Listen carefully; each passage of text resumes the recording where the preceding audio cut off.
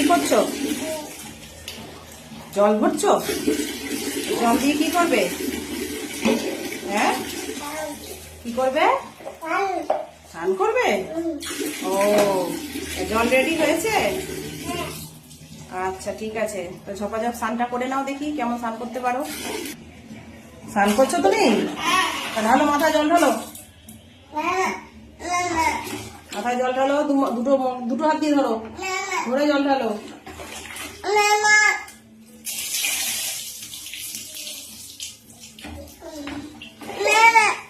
আবার আবার আবার আবার 1 2 3, আবার আবার আবার আবার আবার আবার 1 2 3। দেখো ফ্রেন্ড, আমাদের কিয়ান একা একা বাথরুমে স্নান করছে।